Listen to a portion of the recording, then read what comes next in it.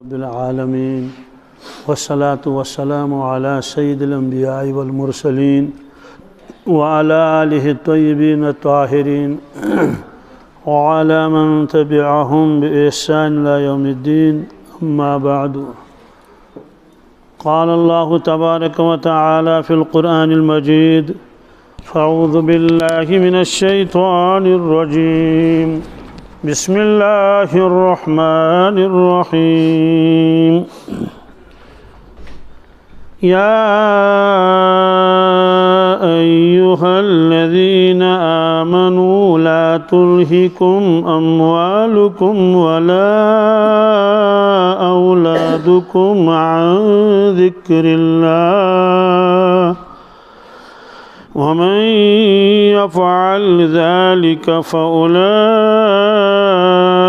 هم الخاسرون. وقال الله تبارك وتعالى: ألهاكم التكاثر حتى زرتم المقابر كلا سوف تعلمون ثم كلا سوف تعلمون. وقال النبي صلى الله تعالى عليه وسلم: ما من أحد يموت إلا ندم. قالوا: وما ندامته يا رسول الله صلى الله تعالى عليه وسلم؟ قال: إن كان محسنا ندم ألا يكون ازداد، وإن كان مسيئا ندم ألا يكون نزع، أو كما قال صلى الله تعالى عليه وسلم. صدق الله المولانا العظيم، وصدق رسوله النبي الأمي الكريم، ونحن على ذلك من الشاهدين والشاكرين، والحمد لله رب العالمين. اللهم صل على سيدنا محمد وعلى آل سيدنا محمد وأصحاب سيدنا محمد وبارك وسلم عليهم. اللهم صل على سيدنا محمد وعلى آل سيدنا محمد وأصحاب سيدنا محمد وبارك وسلم عليهم. اللهم صل على سيدنا محمد وعلى آل سيدنا محمد وأصحاب سيدنا محمد وبارك وسلم عليهم. وصل على جميع الأنبياء والمرسلين وعلى ملائكتك المقربين وعلى عبادك الصالحين وعلى أهل طاعتك أجمعين، وارحمنا معهم برحمتك يا أرحم الراحمين. رب اشرح لي صدري ويسر لي أمري واحلل عقدة من لساني يفقه قولي. رب يسر ولا تعسر ولا تنقص وتمم بالخير، وبك نستعين يا فتاح يا فتاح يا فتاح. ہمارے مشائخ اور ہمارے بزرگوں میں سے ایک بزرگ گزرے ہیں، حضرت خواجہ عزیز الحسن مجذوب رحمۃ اللہ تعالی علیہ۔ عزیز الحسن تو ان کا نام مبارک تھا، مجذوب ان کا تخلص تھا، چونکہ وہ شاعر بھی تھے، باقاعدہ وہ عالم نہیں تھے۔ انگریز کے زمانے میں وہ ڈپٹی کلیکٹر تھے، بڑے اونچے عہدے پر۔ اس کے بعد اور ترقی کر کے ایجوکیشن کے بھی وہ بہت بڑے آفیسر رہے ہیں، چونکہ بزرگوں کے ساتھ ان کا تعلق ہوا آخری عمر میں، کیونکہ سچی طلب تھی، اس لیے اللہ نے ان کو بہت نوازا، اتنا نوازا کہ سینکڑوں علماء کے وہ پیر و مشائخ بن گئے.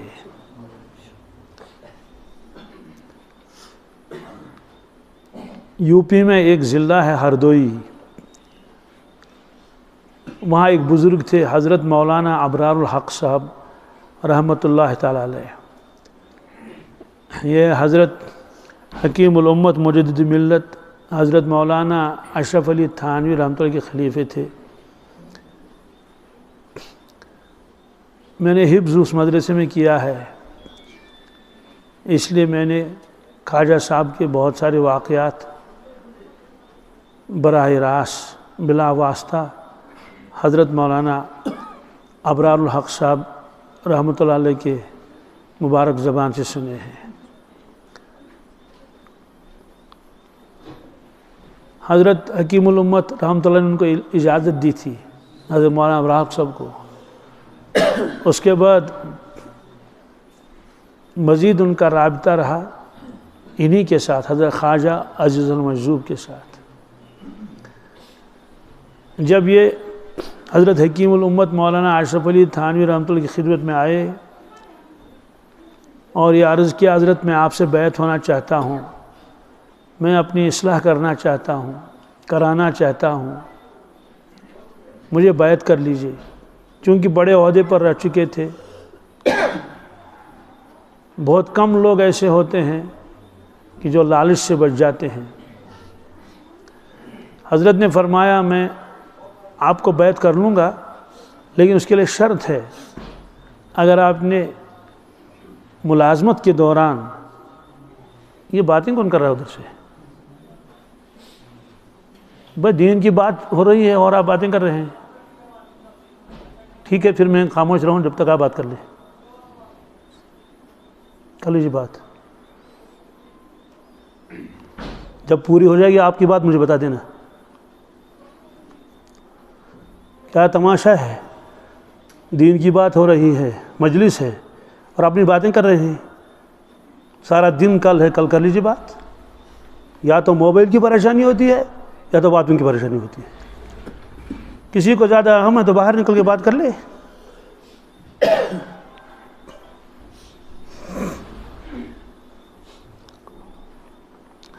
حضرت نے فرمایا کہ بھائی آپ بڑے عہدے پر رہ چکے ہیں، ملازمت کے دوران آپ نے لوگوں سے رشوت بھی لی ہوگی، تو سب سے پہلی شرط ہے بیعت کی کہ وہ رشوت کا پیسہ آپ کو واپس کرنا پڑے گا جن جن لوگوں سے آپ نے رشوت لی ہے. یہ حقوق العباد میں سے ہے. آپ توبہ کریں گے آپ کی توبہ قبول نہیں ہوگی، اس لیے کہ خالی توبہ کرنے سے حقوق العباد یعنی بندوں کے حق معاف نہیں ہو سکتے. انہوں نے کہا حضرت میں اس کے لیے تیار ہوں. ظاہر سی بات ہے کچھ تو یاد ہوگا کچھ تو یاد نہیں ہوگا. تو جن جن لوگوں کا یاد تھا کہ ان سے میں نے رشوت لی ہے، انہوں نے کہا میں یہ بے باک حساب کر لیتا ہوں. بہرحال ان کو دے دیا. جو رقم جمع تھی وہ بھی اسی میں گئی اور کچھ چیزیں فروخت کرنی پڑی اپنے گھر کی. بہت سارے لوگوں کو تو یہ نام بھی یاد نہیں تھے. اس زمانے میں کسی سے 100 روپے لے لیا ہوگا، کسی سے 50، اب کہاں یاد ہے. تو اس کا اندازہ لگایا، جتنا لیا ہے اس سے کئی گنا زیادہ صدقہ کیا ان کے نام پر. اور یہی اصول ہے، اگر کسی شخص نے کسی کا پیسہ دبایا ہو لیکن وہ شخص معلوم نہیں، جیسے بچپن کے زمانے میں اسکول کے بچے کنڈکٹر سے اس کا کرایہ کھا لیتے ہیں، بس سے اتر گئے تو بس کے پیچھے چلے گئے. اب وہ کہاں تک ڈھونڈے گا ان کو؟ ٹھیک ہے یہاں تو بس والا بھی بھول گیا، کنڈکٹر بھی بھول گیا، مالک کو تو پتہ بھی نہیں ہے، لیکن ساری زندگی ہماری جو ہے وہ محفوظ ہے، ریکارڈ ہو رہی ہے. محشر کے میدان میں یہ ساری چیزیں سامنے آئیں گی. فون بند کر لیجیے بھائی، کس کا فون بج رہا ہے؟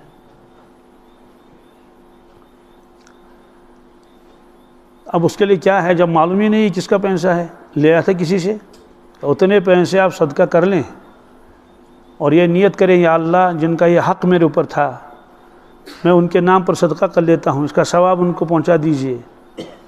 تو اس نے کہا امید ہے، کیا کوئی یقینی بات نہیں ہے، امید ہے کہ اللہ تعالیٰ معاف کر دیں گے۔ تو خواجہ صاحب گئے اور حساب بے باک کر کے آئے، کہ حضرت مجھے بیعت کر لیجئے، کیونکہ سچی طلب تھی نا۔ حضرت نے بیعت کر لیا، سچی توبہ کر لی، اعمال میں لگ گئے، اللہ تعالیٰ نے بہت نوازا، پھر مجذوب بھی ہو گئے تھے، اللہ کی محبت کا غلبہ ہو گیا تھا ان پر، اشعار بھی پڑھتے تھے۔ ان کا ایک مشہور شعر ہے، فضائل اعمال میں بھی لکھا ہوا ہے، ہمارا کام ہے راتوں کو رونا یاد دلبر میں، ہماری نیند ہے محو خیال یار ہو جانا۔ جذب طاری تھا، کبھی فرماتے ایک تجھ سے کیا محبت ہو گئی، ساری دنیا سے ہی نفرت ہو گئی، ہر تمنا دل سے رخصت ہو گئی، اب تو آجا اب تو خلوت ہو گئی۔ یہ شعر جب انہوں نے سنایا اپنے پیر کو، حضرت حکیم الامت رحمۃ اللہ علیہ کو، حضرت نے فرمایا خواجہ صاحب اگر میرے پاس 1 لاکھ روپے ہوتا، آج کا 1 لاکھ نہیں، اس زمانے 1 لاکھ، میں یہ شعر تم سے خریدتا۔ کیا؟ کون سا والا؟ ہر تمنا دل سے رخصت ہو گئی۔ کیا؟ یہ اللہ تعالیٰ کی طرف وہ عرض کر رہے ہیں، اللہ تعالیٰ سے، ہر تمنا دل سے رخصت ہو گئی، اب تو آجا اب تو خلوت ہو گئی۔ خلوت کا مطلب ہے کہ جب کوئی چیز خالی ہو جائے، جیسے کمرہ ہے اس میں آدمی بھرے ہوئے، یہ خلوت کہاں ہے؟ جب وہاں کوئی نہیں ہوگا، جگہ خالی ہو گئی، گئے وہ اللہ تعالیٰ سے عرض کرتے ہیں یا اللہ میری ساری تمنائیں دل سے نکل گئی، کیا اب کوئی تمنا نہیں، بڑا بننے کی تمنا نہیں، مال و دولت کی تمنا نہیں، شہرت کی تمنا نہیں، اچھے اچھے کھانے کی تمنا نہیں، اچھا پہنوں اس کی تمنا نہیں، بہت ساری زمین خریدوں اس کی بھی تمنا نہیں، کوئی مجھ کو جانے اس کی بھی تمنا نہیں، کوئی تمنا اب نہیں رہی، ہر تمنا دل سے رخصت، ساری تمنائیں جو ہوتی ہیں دنیا میں سب چلی گئی۔ اللہ تعالیٰ سے کہتے ہیں اب تو آجا اب تو خلوت ہو گئی، اے اللہ اب مجھے اپنی محبت سے نواز دے، اب میرے دل کو مجلہ اور مزکہ بنا لے، منور کر دیجئے میرے دل کو اپنی محبت سے۔ تو اسی پر حضرت نے فرمایا تھا اگر میرے پاس 1 لاکھ روپے ہوتا، کیا میں 1 لاکھ روپے دے کر آپ سے یہ شعر خریدتا۔ بہرحال ان کے عجیب عجیب اشعار ہیں۔ مجھے اس وقت کیا عرض کرنا ہے، اب داڑھی سفید بھی ہو چکی تھی۔ ایک شخص نے عرض کیا حضرت آپ کی عمر شریف کتنی ہے؟ آپ کی عمر شریف، داڑھی سفید ہو چکی تھی۔ الحمدللہ حضرت نے فرمایا 6 سال۔ کتنے؟ آپ کا دھیان میری طرف ہے نا پورا، آواز صاف آتی ہے، دھیان سے سن لینا۔ ایک شخص نے عرض کیا حضرت آپ کی عمر کتنی ہے؟ آپ کی عمر؟ حضرت نے فرمایا میری عمر 6 سال ہے۔ کتنے؟ وہ شخص یہ سمجھا کہ شاید میرا سوال حضرت سمجھے ہی نہیں، میرا سوال حضرت، میں تو عمر کے بارے میں ان سے پوچھ رہا ہوں آپ کی عمر کتنی ہے؟ حضرت فرماتی 6 سال۔ شاید حضرت نے بات صحیح نہیں سنی یا سمجھی نہیں، تو اس نے اپنے سوال کو دہرایا کہ حضرت میں یہ عرض کر رہا ہوں آپ کی عمر شریف کتنی ہے؟ حضرت نے فرمایا میری عمر 6 سال ہے، میری عمر، اور پورے یعنی مذاق نہیں، ایسے انداز سے فرمایا میں 6 سال، چونکہ شاعر بھی تھے، کیونکہ وہ آدمی بیچارہ خاموش ہو گیا کہ داڑھی سفید ہے اور 6 سال کا ہے، ظاہر سی بات ہے کوئی مجھ سے پوچھے آپ کی عمر کتنی، میں کہوں گا 6 سال ہے، 6 سال کیسے ہو سکتی ہے؟ تو حضرت نے اس کے بعد جو شعر پڑھا وہ میں آپ کو سنانا چاہتا ہوں۔ حضرت نے فرمایا میری زیست کا حال کیا پوچھتے ہو؟ کیا؟ آپ تھوڑا ادھر کو بیٹھیں، اس کو دھکا لگ جائے گا، ان کو جگہ چھوڑو، بزرگ کو یہ اچھی طرح بیٹھ جائیں، جی ان کو جگہ دے دو، تھوڑا بیٹے ادھر کو آ جاؤ، کیونکہ ان کو کبھی کبھی تھوڑا ٹیک لگانی پڑتی ہے، اگر ان کے ساتھ یہ بیٹھتے تو زیادہ بہتر ہے، آپ وہاں ٹیک لگائیں، جی جی بزرگوں کا احترام کرنا چاہیے، جی بیٹھے اطمینان کے ساتھ، جی آواز صاف نہیں ہے،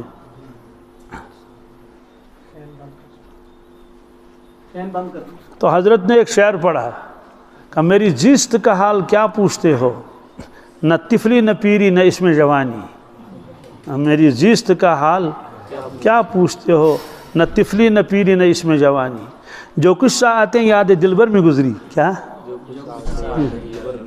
وہی ہے وہی میری زندگانی ہے۔ میری زیست کا حال کیا پوچھتے ہو، زیست ہماری زندگی کہ میں نے آپ میری عمر کیا پوچھتے ہو، میں کیا بتاؤں، میری عمر دکھانے کے قابل ہی نہیں ہے۔ بیٹے آپ اس موبائل کو بند رکھ دو، جیب میں رکھ دو، میں نے اس سے پہلے بھی آپ کو بتایا تھا، آپ لوگ مانتے نہیں۔ یہ 2-3 موبائل نہیں ہے یہاں، کیا اس میں تو بالکل صاف جو ہے وہ ریکارڈنگ ہو جاتی ہے، بعد میں آپ کو ڈال دیا جائے گا۔ کہ میں اپنی زندگی کیا دکھاؤں، نہ طفلی نہ پیری نہ اس میں جوانی۔ طفلی کہتے ہیں بچپن کو، کیا کہتے ہیں کہ میرا بچپن بھی دکھانے کے قابل نہیں، کیا پیری کہتے ہیں بڑھاپے کو، کہتے ہیں میرا بڑھاپا بھی ایسا ہی ہے کہ وہ دکھانے کے قابل نہیں، نہ اس میں جوانی، میری جوانی بھی جوانی نہیں، کیا جوانی نہیں۔ جو کچھ ساعتیں یاد دل بھر میں گزری، وہی ہے وہی میری زندگانی۔ ہاں چند سال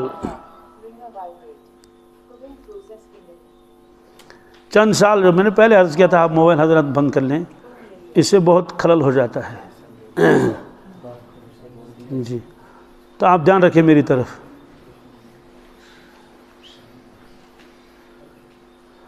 کہا کہ جو کچھ ساعتیں یعنی جو کچھ وقت مجھے اپنے مولا کی یاد میں گزرا، بس وہی میری زندگانی ہے۔ اور وہ 6 سال تھے، کتنے؟ یعنی اس وقت 6 سال ہو گئے تھے، آپ نے توبہ کی تھی، بیعت ہو چکے تھے اور اللہ کی تلاش میں تھے، دن رات مجاہدے میں لگے ہوئے تھے۔ وہ کہنا یہ چاہتے ہیں کہ جو زندگی اس سے پہلے گزری وہ زندگی ہی نہیں، کیا جی عجیب قسم کے تھے۔ کبھی فرماتے تھے کوئی خوشی خوشی نہیں، کیا کوئی مزہ مزہ نہیں، کوئی مزہ تیرے بغیر زندگی موت ہے، زندگی نہیں۔ یہ اللہ تعالیٰ سے عرض کرتے تھے، اس کو میں پھر دہراتا ہوں، کوئی خوشی خوشی نہیں، کیا کوئی مزہ مزہ نہیں، تیرے بغیر زندگی موت ہے، زندگی نہیں۔ ایک بزرگ نے فرمایا اللہ اللہ ہے تو گویا جان ہے، اللہ اللہ ہے تو گویا ورنہ یار و جان بھی بے جان ہے، ورنہ یار و جان بھی۔ یہ قاری امیر اعظم صاحب رحمۃ اللہ ہردوئی میں پڑھتے تھے، یعنی عصر کے بعد کتابی تعلیم ہوتی تھی تو حضرت یہ شعر سناتے تھے، اللہ اللہ ہے تو گویا جان ہے، ورنہ یارو جان بھی بے جان ہے۔ اس جان کی کوئی قیمت نہیں ہے اگر انسان اپنے مولا کو نہ پہچانے، اگر امتی اپنے پیارے نبی محمد رسول اللہ کو نہ پہچانے۔ تو بہرحال خواجہ صاحب نے کہا بس 6 سال میری زندگی ہے، جس کو زندگی کہیں۔ اس سے پہلے جو زندگی گزری ہے اس میں مال بھی کمایا، مکان بھی بنایا ہوگا، عہدہ بھی بہت بڑا تھا، تنخواہ بھی اچھی خاصی تھی، شہرت بھی تھی، کھائے پیے بھی ساری چیزیں ہیں، مال و دولت بھی ہوگا، جمع کیا ہوگا سارا کیا کیا۔ تو وہ جو ساری زندگی گزاری گوئے وہ زندگی نہیں، کیا زندگی وہی ہے جس میں بندگی ہو۔ اور خواجہ صاحب نے خود بھی فرمایا تو برائے بندگی ہے یاد رکھ، تو برائے بندگی ہے بہر سر افغندگی ہے یاد رکھ۔ افغندن نے فارسی لفظ میں سر ڈالنا۔ چند روزہ زندگی ہے یاد رکھ، ورنہ پھر شرمندگی ہے یاد رکھ۔ کر لے جو کرنا ہے آخر موت ہے، ایک دن مرنا ہے آخر موت ہے۔ دوستو اصل زندگی تو وہی ہے جس میں آدمی اپنے مولا کو پہچانے اور اس کی یادوں میں زندگی گزارے۔ زندگی ہے ہی کتنی، چند سال کی تو زندگی ہے۔ آپ نے خود فرمایا پچھلی امتوں کی عمریں بہت لمبی تھی، 900 سال، 800 سال، 700 سال، 500 سال۔ بالفرض اگر کسی کے 300 سال ضائع بھی ہو جائیں پھر بھی تو 200 سال ملیں گے نا۔ اگر کسی کے 400 سال ضائع بھی ہو جائیں گے کھیل کود میں اور تماشوں میں پھر بھی تو 100 سال ملے گا نا اس کو۔ ہماری زندگی 100 سال بھی کہاں ہے، ضائع کرنے کا وقت ہمارے پاس ہے ہی کہاں۔ آپ نے خود فرمایا میری امت کی عمر کم ہے، ما بین 60 و 70، میرے امتی اکثر نکلیں گے دنیا سے، گزر جائیں گے، انتقال ہو جائے گا ان کا 60 اور 70 کے درمیان۔ کیا؟ اور آپ دیکھ لیں اپنے رشتہ داروں کو اپنی بستی میں غور کریں، 60 اور 70 کے درمیان ہی لوگ چلے جاتے ہیں۔ اس وقت تو بالکل ہٹا کٹا ہوتا ہے، بس آخر میں ہفتہ 1 مہینہ بس اتنا نکل جاتا ہے اور اس کے بعد گزر گیا۔ اور بعض لوگ تو رات کو سوتے ہیں، صبح کو اٹھتے ہی نہیں۔ تو جب کل 60 اور 70 سال کی زندگی ہے اور تیاری کرنی ہے ابداً ابدا کے لیے، پھر ایمان والے کے پاس موقع ہی کہاں ہے کہ وہ اپنا وقت ضائع کرے، اپنی زندگی ضائع کرے۔ اور خواجہ صاحب کا شعر ہے، تجھے پہلے بچپن نے برسوں کھلایا، تجھے پہلے بچپن نے جوانی نے پھر تجھ کو مجنوں بنایا، بڑھاپے نے آ کے کیا کیا ستایا، اجل کر دے گی تیرا بالکل صفایا، جگہ جی لگانے کی دنیا نہیں ہے، یہ عبرت کی جا ہے تماشا نہیں ہے۔ کیا مطلب ہے اس کا؟ تجھے پہلے بچپن نے برسوں کھلایا، یعنی بچپن میں تو صرف ایک ہی کام ہوتا ہے کھانے کا۔ نانی حال گیا تو وہاں بھی کھا رہا ہے، اور خالہ جی کے گھر گیا تو وہاں بھی کھا رہا ہے، پھر ماموں کے یہاں گیا تو وہاں بھی کھا رہا ہے، اور انکل کے یہاں گیا تو وہاں بھی کھا رہا ہے، تو کوئی اس کو بسکٹ کھلا رہا ہے، کوئی انڈا کھلا رہا ہے۔ تو بچپن تو بس اسی کھانے پینے میں ہی گزر جاتا ہے۔ جوانی نے تجھ کو مجنوں بنایا، اے انسان جب تو جوانی میں پہنچا تو دیوانہ تھا، جوانی دیوانی ہے، کچھ ہوش ہی نہیں ہے، نہ پولیس رات یاد ہے، نہ میدان محشر یاد ہے، نہ قبر یاد ہے، نہ اللہ کا خوف ہے، نہ اللہ کی محبت ہے، کچھ بھی نہیں، مجنونوں کی طرح زندگی گزار رہا ہے۔ بڑھاپے نے آ کے کیا کیا ستایا۔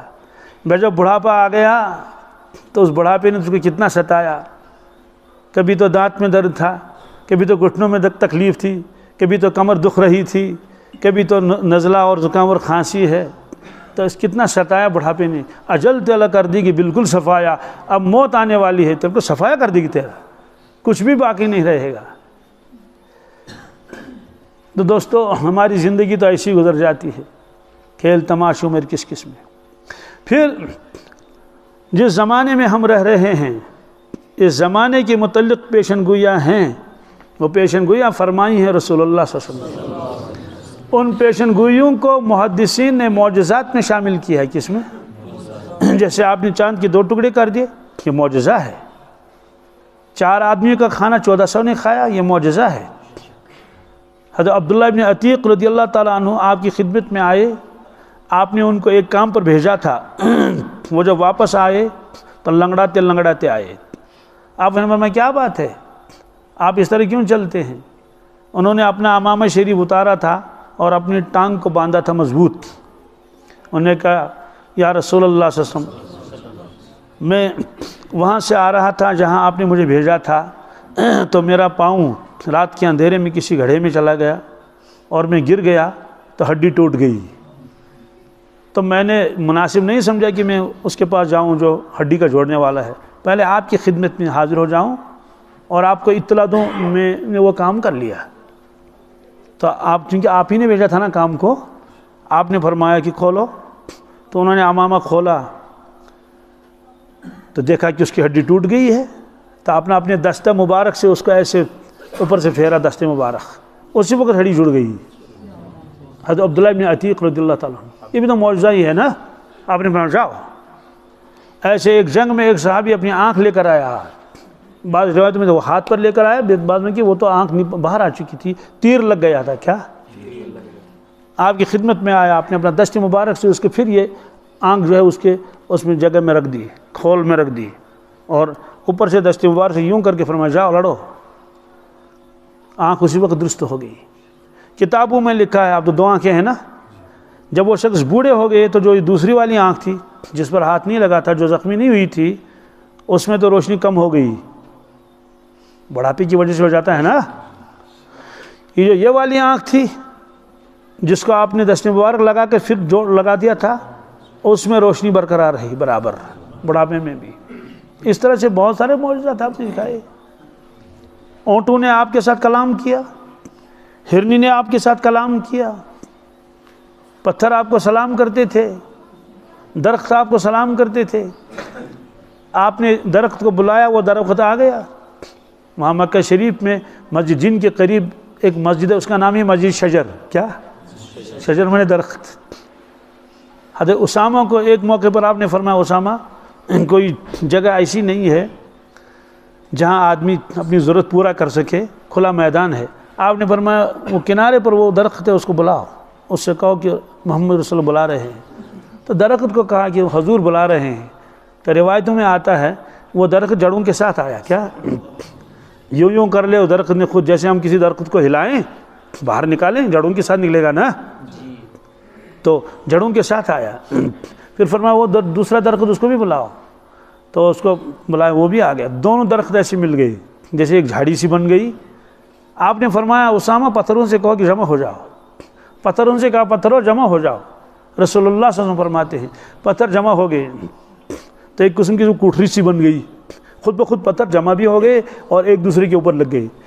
جیسے وہ راج مستری ترخان وہ دیوار بناتا ہے نا، ایسے دیوار. آپ تشریف لے گئے، واپس آئے. آپ نے اسامہ سے فرمایا اسامہ درخت سے کہو اپنی جگہ پر جاؤ. تو دونوں درخت اپنی جگہ پر گئے. تو جیسے وہ پہلے تھے ویسے زمین کے اندر ان کی جڑیں چلی گئی. پتھروں سے فرمایا پتھروں سے کہو جاؤ اپنی جگہ. تو پتھر بھی اپنی جگہ سے چلے گئے جہاں تھے. تو بہرحال یہ تو معجزات ہیں، عملی معجزات. قرآن مجید آپ کا علمی معجزہ ہے، احادیث شریف آپ کے علمی معجزات ہیں. یہ ایک لمبی بحث ہے کہ احادیث کیسے معجزات ہیں. وہ اس طرح سے کہ ایسا کلام کسی نے نہیں کیا جیسا کلام فرمایا رسول اللہ صلی اللہ علیہ وسلم نے. حضرت عبداللہ ابن سلام رضی اللہ تعالیٰ عنہ جو مدینہ طیبہ کے رہنے والے تھے، بہت بڑے عالم تھے، یہودی تھے.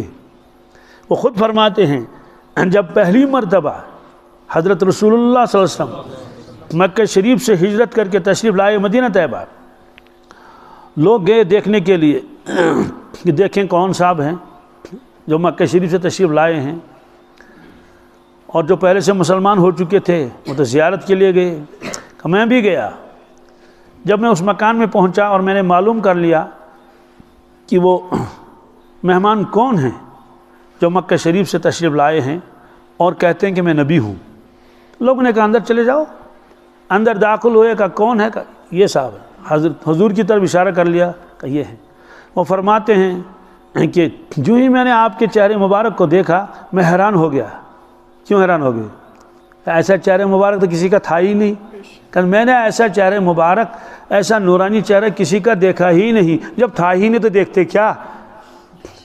کہ میرے دل نے گواہی دے دیا سچا نبی ہے. کیا یعنی میں نے کوئی سوال نہیں کیا اس وقت. بعد میں لکھا ہے ایک سوال بھی پوچھے اس نے کچھ 2-3، لیکن پہلے مرتبہ میرے دل نے گواہی دے دیا سچا نبی ہے. کیوں؟ کہ میرے دل نے یہ کہا اگر یہ سچا نبی نہ ہوتا، صرف دعویٰ کرتا نبوت کا، اللہ تعالیٰ ایسے نورانیت ان کو کیسے عطا فرماتے؟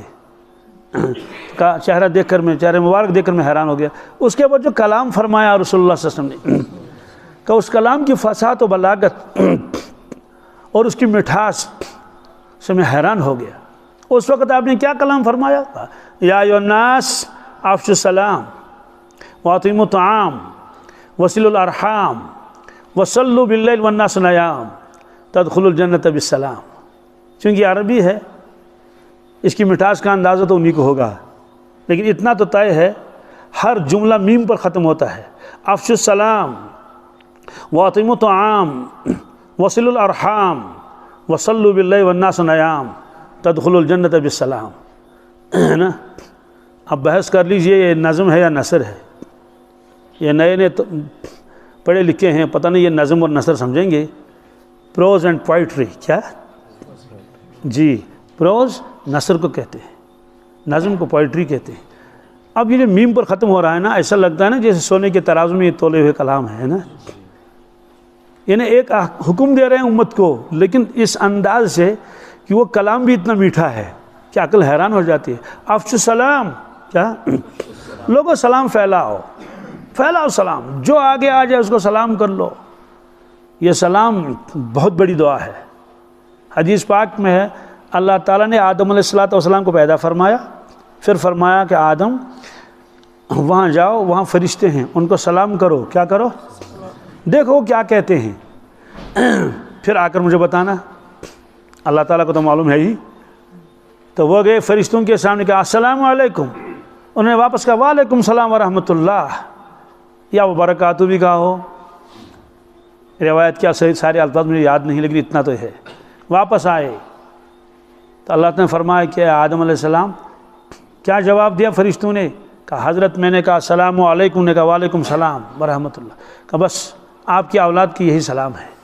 جب وہ ایک دوسرے سے ملیں گے تو السلام علیکم کہیں گے، جواب میں وعلیکم السلام.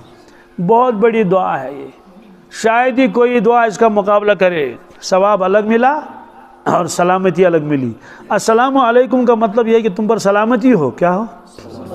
تمہارا ایمان سلامت رہے، اس میں کسی کا نقصان نہ ہو جائے، تمہارا اہل عیال سلامت رہے، اور تمہاری جو ہر چیز جو اللہ نے دی ہے ظاہری اور باطنی، مال ہے، اولاد ہیں، بیڑ بکریاں ہیں اور درخت ہیں اور جو بھی ہے، آپ کی صحت ہے، سب سلامت رہے. کیا اس نے کہا وعلیکم السلام، تمہارے اوپر بھی سلامتی ہو، تمہارا دین و ایمان سارا صحیح سالم رہے. کتنی بڑی دعا ہے. اور کشمیری میں کہتے ہیں آدم بستن من سے سر، کیا آدم بستن من سے سر، یعنی انسانوں کے اندر راز بھی ہوتے ہیں بہت سارے، پتہ نہیں چلتا کون کیا ہے، بالکل طے ہے. بہت سارے لوگ ولی ہوتے ہیں کہ لیکن لوگوں کو پتہ نہیں چلتا، مشہور بھی نہیں ہوتے. کیا مشہور بھی نہیں ہوتے، جانتا بھی نہیں کوئی، ولایت ان کو ملی ہوئی ہوتی ہے. تو بہرحال اگر ایسے شخص سے ملاقات ہو جائے اور آپ نے اس کو سلام کیا، انہوں نے آپس میں کہا وعلیکم السلام، ان کی دعا قبول ہوگی نہیں ہوگی؟ تو ہزاروں مسائل تو حل ہو گئی صرف سلام سے. کس سے؟ تمہارے نوجوان سن رہے نا غور سے، آج سے سلام میں بخل تو نہیں کرو گے؟ سلام دوسرے کو کرتے ہیں، نفع خود کو پہنچتا ہے. نفع افشو السلام، لوگوں سلام کر لو. وَأَطِعِمُوا الطَّعَامَ، کیا کھانا کھلاؤ غربا کو اور فقراء کو اور مساکین کو کھانا کھلاؤ، بخیل مت بنو. وَصِلُوا الْأَرْحَامَ، رشتوں کو جوڑو. کیا چھوٹی چھوٹی باتوں پر رشتہ توڑنا اچھا نہیں ہے. میری عادت ہے میں کشمیری میں بیان کرتا ہوں لیکن یہاں تو اردو میں بولنا پڑا. کشمیری میں کہتے ہیں پیچس پر ملال گسن، کیا ہے بغیر کھائیں سوزک نکیند گو ملال، اور جو ہے رشتہ پھول سوزک نکیند گو ملال، حلوہ ژوٚٹ سوزک نکیند گو تر پر کیا ملال. یعنی ہمسایوں نے حلوہ نہیں بھیجا، حلوے کی روٹی، تو اس پر ملال ہو گیا. کیا دوریاں ہو گئی، بات چیت بند ہو گئی. تو گھر والے بچوں سے کہتے ہیں کہ او شڑو اگر اوڑ گئے وہ نا زنگ پھڑ رہا ہو، ٹانگیں توڑ دیں گی تمہاری اگر اس کے گھر گئے انہوں نے نہیں جانا. کیوں؟ کہتے کہ انہوں نے بغیر کھانی نہیں بھیجی. تو بھائیوں میں دوریاں ہو رہی ہیں، بہنوں میں دوریاں ہو رہی ہیں. ہم لوگ اس کو چھوٹا گناہ سمجھتے ہیں، یہ گناہ کبیرہ ہے. کیا بغیر کبیر کے اکبر الکبائر. کیسے اکبر الکبائر ہے؟ حدیث پاک میں ہے اللہ تعالیٰ نے جب مخلوق کو پیدا فرمایا، اللہ تعالیٰ نے جب مخلوق کو پیدا فرمایا تو رشتہ کھڑا ہو گیا. کون؟ ایسی جگہ پر جہاں مظلوم کھڑا ہوتا ہے. کیا تو رشتے کو اللہ نے کوئی جسم دیا ہوگا نا، کوئی تو اس کی شکل و صورت ہوگی. تو اللہ تعالیٰ نے فرمایا کہ کیا بات ہے، آپ کیوں کھڑے ہو گئے؟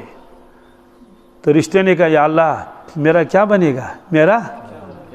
لوگ تو رشتے توڑیں گے، چھوٹی چھوٹی باتوں پر جھگڑے ہوں گے، سال سال بد تک تو بات ہی نہیں کرے گا، باپ بیٹوں سے اور بھائی بھائی سے اور چچا بھتیجوں سے اور ماموں بھانجوں سے، دوست آپس میں، اور جو ہے ملال ہو جائے گا تو 2 برس 3 برس تک بات ہی نہیں کریں گے، آنا جانا بند ہوگا. میرا کیا ہوگا؟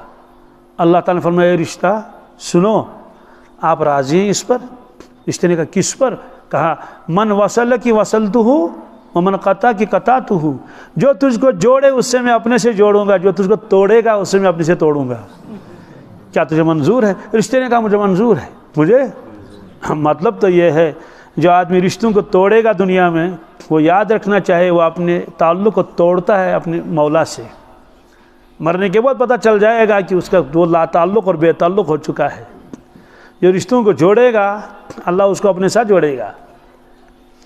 اور فرمایا وصلوا باللیل والناس نیام، لوگوں نماز پڑھو اس وقت جب لوگ سو رہے ہوں. جب لوگ سو رہے ہیں آپ اٹھ کے نماز پڑھ لی، آپ نے شروع کر دی.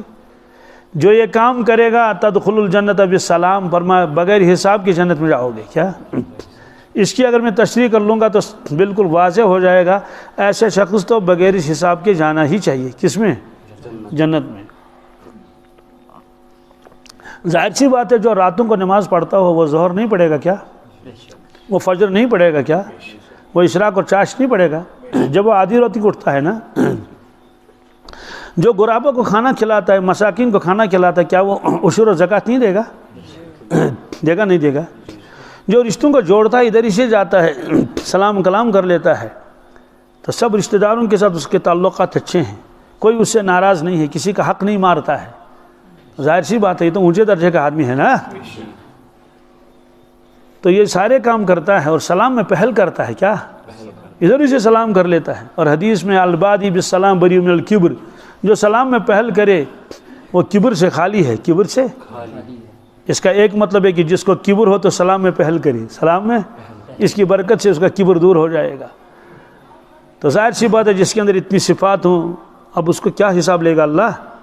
فرمایا کہ جنت میں جاؤ گے بغیر حساب کے۔ تو حضرت عبداللہ بن سلام فرماتے ہیں پہلے تو میں آپ کی نورانی شکل مبارک کو دیکھ کر حیران ہو گیا، اس کے بعد میں حیران ہو گیا آپ کے کلام سن کر، کیا؟ اور عارفین نے لکھا ہے کہ دنیا میں دو ہی کلام نورانی ہیں، صرف دو کلام، ایک اللہ کا کلام، ایک اللہ کے نبی صلی اللہ علیہ وسلم کا کلام۔ آپ نے خود فرمایا میرا کلام تو معجزہ ہے، اعطیت جوامع الکلم، ایک تو فصاحت و بلاغت کے اعتبار سے، دوسری پیشن گوئیاں جو آپ نے فرمائی، جو احکامات آپ نے امت کو دیے۔ ایک شخص نے عرض کیا یا رسول اللہ صلی اللہ علیہ وسلم میں آپ کے ارشادات لکھتا تھا لیکن اس ساتھی نے مجھے منع کیا، کہا ہر بات لکھنے کی نہیں ہوتی ہے، کبھی اللہ کے نبی صلی اللہ علیہ وسلم غصے میں ہوتے ہیں، کبھی خوشی میں ہوتے ہیں، کبھی ناراض ہوتے ہیں، کبھی کسی پر ناراض بھی ہو گئے، اس لیے ہر بات لکھی نہیں جاتی، نہ لکھا کرو۔ تو اس شخص نے عرض کیا یا رسول اللہ صلی اللہ علیہ وسلم مجھے کیا کرنا چاہیے؟ میں آپ کے ارشادات لکھتا تھا لیکن اس ساتھی نے مجھے منع کیا کہ نہیں لکھنا چاہیے، ہر چیز نہیں لکھنی چاہیے۔ تو آپ نے فرمایا والذی نفسی بیدہ، کیا فرمایا؟ قسم اس پروردگار کی جس کے دست قدرت میں میری جان ہے، میری اکتب، کیا لکھا کرو، لکھ لو۔ پھر اپنے زبانی مبارک کو آپ نے پکڑا شہادت کی انگلی سے اور انگوٹھے سے ایسے فرمایا قسم ہے اس پروردگار کی جس کے ہاتھ میں میری جان ہے، میں جس حال میں ہوں، کیا یعنی غصے میں ہوں یا ٹھیک حالت میں ہوں یا غم میں ہوں یا خوشی، جب جس حال میں ہوں، اس زبان مبارک سے جو بھی نکلے وہ سب حق ہوگا، کیا غلط نکل نہیں سکتا اس زبان سے۔ دلیل کیا ہے؟ وما ينطق عن الهوى ان هو الا وحی یوحی، اللہ تعالیٰ فرماتے ہیں وما ينطق عن الهوى، اللہ کے نبی صلی اللہ علیہ وسلم جو کچھ بولتے ہیں اس میں نفس کا کوئی دخل نہیں ہوتا، کیا ان هو الا وحی یوحی، وہ تو صرف وحی ہے جو ان کی طرف بھیجی جاتی ہے۔ سوال وہی تو وہ تو قرآن مجید ہے، کیا وہ تو ہے اللہ کا کلام سارا حق، لیکن شارحین نے لکھا ہے اس کے علاوہ بھی جو ارشادات آپ فرماتے تھے رسول اللہ صلی اللہ علیہ وسلم وہ بھی وہی تھی، وہ بھی آپ نے خود فرمایا لوگوں مجھے قرآن پاک دیا گیا اور قرآن پاک جیسا یا اس سے دگنا اس سے زیادہ مجھے اور احکامات دیے گئے، آپ نے ارشادات فرمائے۔ تو اس سے شارحین نے دو قسمیں کی، ایک ہے وہی مطلو، نماز میں جس کی تلاوت کی جاتی ہے یعنی قرآن پاک، وہی غیر مطلو، وہ وہی جس کی تلاوت قرآن نماز میں نہیں کی جاتی ہے۔ یہ تقسیمیں انہوں نے کی ہیں علماء کرام نے، تو فرمایا وہ بھی وہی ہے یہ بھی وہی ہے۔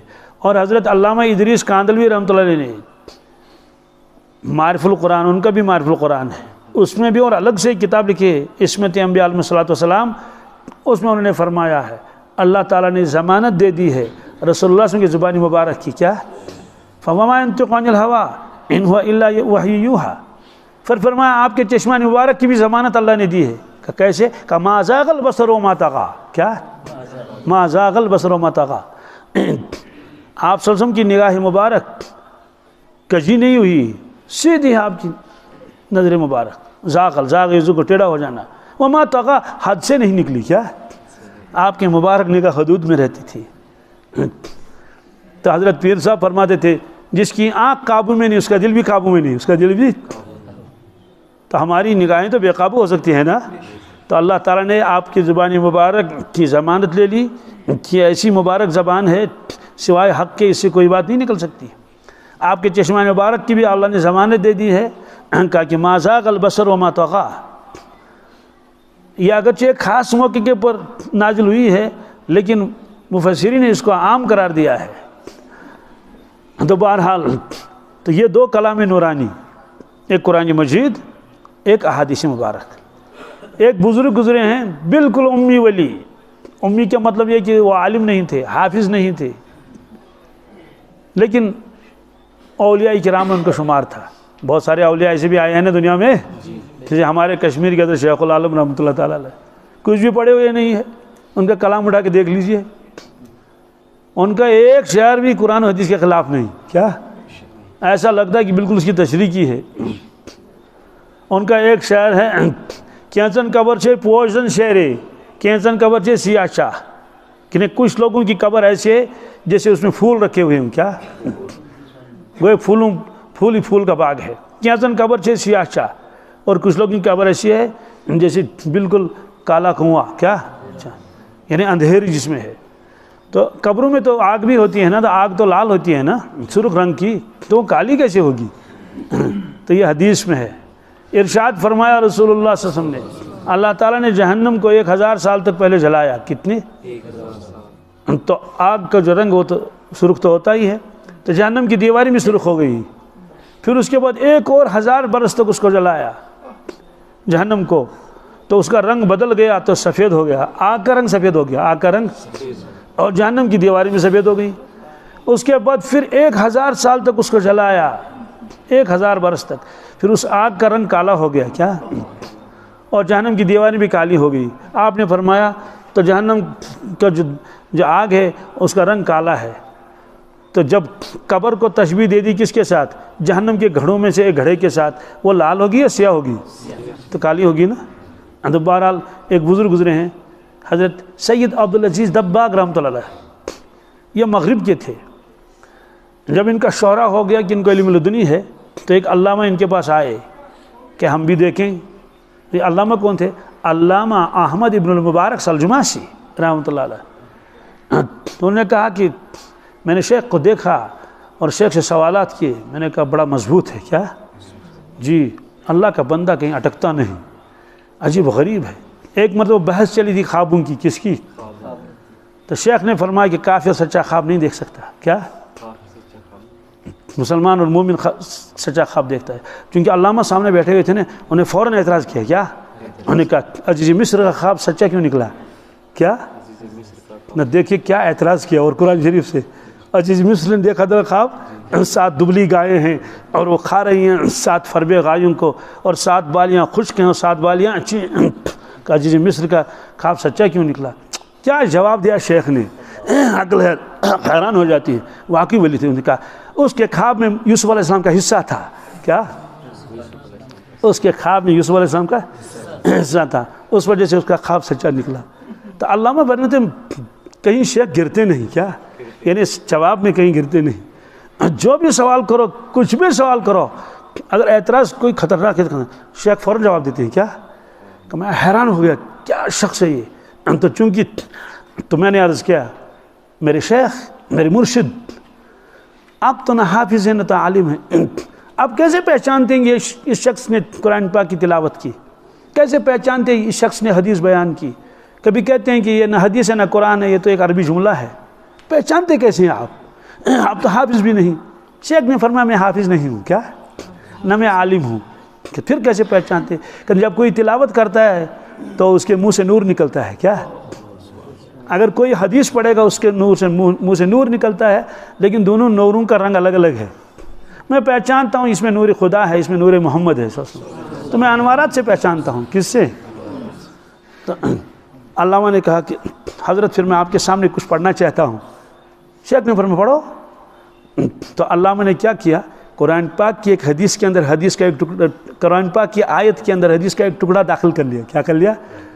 درمیان میں، اور ایک ساتھ ایک آیت پڑھ لی. کیا پڑھ لیا؟ حافظوا علی الصلوات والصلاۃ الوسطی وہی العصر وقوموا للہ قانتین. یہ قرآن پاک کی آیت ہے. تو شیخ نے فرمایا کہ ایک ٹکڑا حدیث کا ہے. کیا؟ یعنی یہ جو آپ نے آیت پڑھنی ہے تو یہ قرآن پاک کی آیت، لیکن درمیان میں اس میں ایک ٹکڑا حدیث ہے. اس نے کہا کون سا ٹکڑا؟ کا وہی العصر ہے. کیا؟ وہی العصر. کا کیوں؟ کہا کہ یہاں سے لے کر تو یہاں تک آیت کا نور الگ تھا اور وہ نور خدا ہے. کیا ہے؟ اور درمیان میں وہی العصر جو کہا اس میں نور محمد ہے. تو ظاہر سی بات ہے، تو اللہ کے کلام کا کون مقابلہ کر سکتا ہے؟ ایسے انوارات برکات اس میں ہے. جو پیشن گوئیاں آپ نے فرمائی وہ بھی معجزات میں ہے. کس میں؟ معجزات میں ہے. بہت پیشن گوئیاں فرمائی ہیں، سب پوری ہو جاتی ہیں. کیا؟ کبھی کبھی میں سوچتا ہوں، کبھی احادیث کی شرح لکھی ہے نا لوگوں نے، اس کا مطلب یہ ہے، اس کا مطلب یہ ہے. میرا جی چاہتا ہے کہ بس جو حضور نے فرمایا اس کو ویسے رکھ دو. کیا؟ ہاں کچھ احادیث ہیں جس کی تشریح کرنی پڑتی ہے، لیکن بہت زمانے کے بعد پتہ چل جائے گا جو حضور نے فرمایا تھا وہی ہے. چونکہ یہاں اہل علم حضرات ہیں، بس ایک حدیث میں بیان کر لیتا ہوں. جبریل امین علیہ الصلوۃ والسلام انسانی شکل میں آئے تھے رسول اللہ کی خدمت میں. اس کو حدیث جبریل کہتے ہیں. کیا؟ انہوں نے سوالات کیے، ایمان کیا ہے؟ آپ نے فرمایا ایمان یہ ہے. اسلام کسے کہتے ہیں؟ آپ نے فرمایا اسلام یہ ہے. انہوں نے کہا احسان کسے کہتے ہیں؟ آپ نے فرمایا احسان اس کو کہتے ہیں ان تعبد اللہ کانک تراہ، تم اللہ کی عبادت ایسے کرو جیسے تم اپنے آنکھوں سے اللہ کو دیکھ رہے ہو. فَإِن لَمْ تَكُنْ تَرَاهُ فَإِنَّهُ يَرَاكَ، اگر تم اللہ کو نہیں دیکھ سکتے ہو تو یقین جانو وہ تمہیں دیکھ رہا ہے. چلو بہرحال اس کی مجھے تشریح نہیں کرنی ہے. اس نے کہا متی الساعہ، کیا قیامت کب آئے گی؟ یہ سائل نے پوچھا. انسانی شکل میں آیا تھا، سفید کپڑے لگا کر، کالے بالوں والا. مجلس میں آیا تھا مسجد نبوی میں. آپ نے فرمایا مل مسئول عنہا بعالم من السائل، آپ نے فرمایا کہ سائل سے زیادہ میں نہیں جانتا. کیا؟ جتنا تم جانتے اتنا میں جانتا ہوں. قیامت کے بارے میں مجھے معلوم نہیں قیامت کی تاریخ کب آئے گی. اور اس نے کہا اخبرنی عن اماراتہا، حضرت اس کی کچھ نشانیں تو بتا دیں. کیا علامتیں؟ آپ نے فرمایا پہلی علامت ان تلد الامۃ ربتہا، ان تلد الامۃ، اس کا ترجمہ ہے کہ باندی جنے گی مالکن کو. کیا؟ تو جننے کا لفظ آیا نا، ان تلد الامۃ ولد یلد ولادتاً، کسی کو جننا. ان تلد الامۃ کہ باندی جنے گی مالک، اپنی مالک کو، مالک کو یا مالکن کو. ان تلد الامۃ ربتہا. تو اس کی شارح لکھتے تھے کہ اس کا مطلب تو یہ ہے کہ بیٹی نافرمان ہو جائے گی اور ماں سے خدمت لے گی. ممی جوتے میں پالش کر لو، کپڑوں میں پریس کر لو، ممی چائے پلاؤ، مجھے تو کالج جانا ہے، کیا کیا. بہرحال ایک تو یہ ہے کہ نافرمانیاں بہت ہو جائیں گی، چلو یہ بھی ہے. لیکن جو حدیث میں ان تلد الامۃ ربتہا ہے، کیا ہے وہاں یہ لفظ آئے ولادت کا. کس کا؟ آج یہ سمجھ میں آتا ہے. کیسے؟ میاں بیوی ہیں، ان کا بچہ نہیں ہے. کیا؟ ڈاکٹر نے کہا دونوں کا نطفہ نکال کر کسی عورت کے رحم میں رکھنا ہے، کیونکہ یہ عورت جو ہے یہ جن نہیں سکتی بچے کو. انہوں نے کہا ٹھیک ہے کسی عورت کو منتخب کر لو. انہوں نے کہا کہ گھر میں تو ہے خادمہ، گھر تو ہے، اب دور جانے کی ضرورت کیا ہے، یہ جھاڑو بھی لگا دیتی ہے. تو انہیں اسی کو لے لیا. ایسے ہزاروں واقعات پیش آئے ہیں دنیا میں. اس کو لے گئے ہسپتال، تو میاں بیوی کو نطفہ نکال کر اس کے رحم میں ڈال دیا، تو بچہ پل رہا ہے کس میں؟ اس کے پیٹ میں، یہاں تک کہ اس نے اس کو جنم دے دیا. جنم دینے کے بعد ان کو معلوم یہ بچہ تو ہمارا ہے. بچہ بڑا ہو گیا، جیسے یہ تمہارا ڈیڈی ہے، تمہاری ماں ہے، وہ یہ تو خادمہ ہے، یہ تو خادمہ نوکرانی ہے. تو نوکرانی ہے، تو وہ جو بڑا ہو جائے گا، یا وہ لڑکی اگر ہے تو بڑی ہو جائے گی، وہ معلوم ہے کہ یہ تو مالک، یہ تو وہ ہے خادمہ ہے.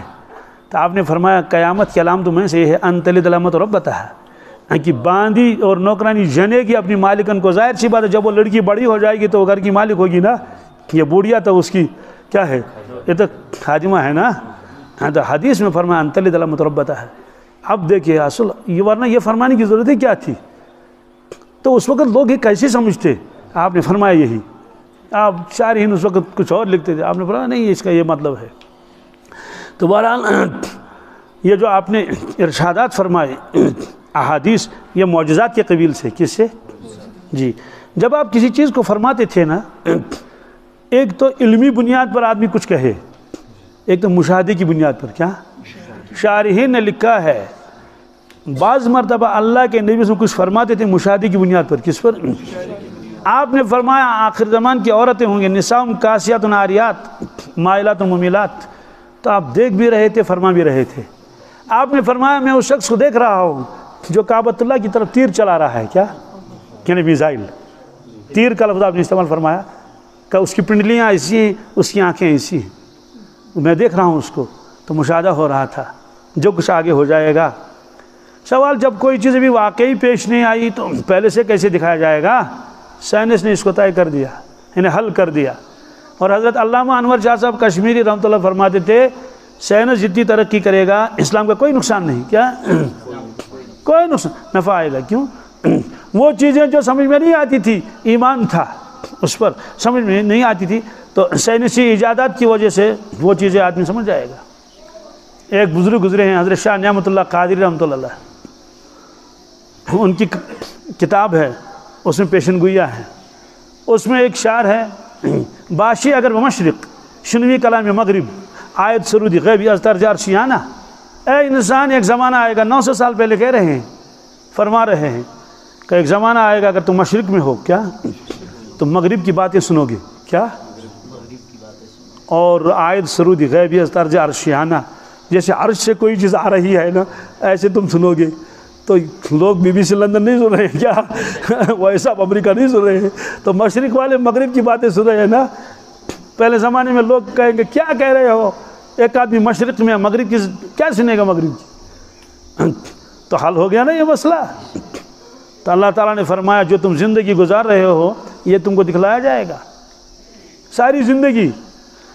تو حضرت محی الدین ابن عربی رحمۃ اللہ نے فرمایا تھا اس زمانے میں، لیکن لوگ سمجھے نہیں، فرمایا اللہ تعالیٰ زمانے کو پھر چالو کرے گا۔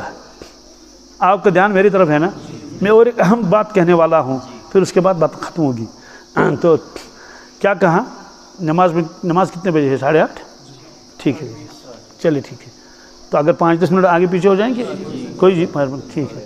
تو شیخ نے فرمایا تھا کہ اللہ تعالیٰ لوگوں کو کیسے دکھائے گا پچھلی زندگی جو گزر چکی ہے، وَوَجَدُوا مَا عَمِلُوا حَاضِرًا اور فَمَن يَعْمَلْ مِثْقَالَ ذَرَّةٍ خَيْرًا يَرَهُ کا لفظ ہے، وہ دیکھے گا اس عمل کو، تو لکھا ہے تو دیکھے گا کیا، تو قرآن نے فرمایا دیکھے گا۔ تو شیخ نے فرمایا تو زمانے میں اللہ تعالیٰ زمانے کو چالو کر دے گا دوبارہ، کیا یعنی جو زمانہ گزر چکا ہے اللہ تعالیٰ اس کو چالو کرے گا۔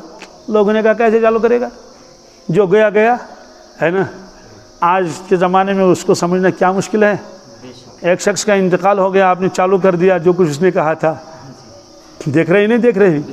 حضرت نے اس وقت فرمایا تھا زمانے کو چالو کرے گا، تو قرآن پاک نے فرمایا لوگوں تمہاری زندگی تمہیں دیکھنی پڑے گی، کیا اگر کسی آدمی سے اللہ بچائے کوئی غلطی ہو جائے اور کوئی چپکے سے اس کی ریکارڈنگ کر رہا ہو ہے نا، اور پھر وہ پھیل جائے تو اس کو شرمندگی ہو جاتی ہے نہیں، افسوس میں نے ایسا لفظ کیوں کہا تھا زبان سے، تو محشر میں یہی ہوگا۔ قرآن پاک نے فرمایا وَكُلَّ إِنسَانٍ أَلْزَمْنَاهُ طَائِرَهُ فِي عُنُقِهِ وَنُخْرِجُ لَهُ يَوْمَ الْقِيَامَةِ كِتَابًا يَلْقَاهُ مَنشُورًا اقْرَأْ كِتَابَكَ كَفَىٰ بِنَفْسِكَ الْيَوْمَ عَلَيْكَ حَسِيبًا وَكُلَّ إِنسَانٍ أَلْزَمْنَاهُ الطَّائِرَ فِي عُنُقِهِ، ہر شخص کی گردن میں ہم نے ایک طائر لٹکا کے رکھا ہے۔ اللہ تعالیٰ تھوڑے فرمائیں گے ویڈیو کیمرہ ہے نا، طائر کیا، طائر تو یہی ہے نا، کیمرہ لگایا ہے۔ وَنُخْرِجُ لَهُ يَوْمَ الْقِيَامَةِ كِتَابًا يَلْقَاهُ مَنشُورًا، قیامت کے دن ہم اس کی گردن سے نکالیں گے اور اس کے سامنے رکھیں گے، کتابًا يَلْقَاهُ مَنشُورًا، اور ہم اس کو کھولیں گے۔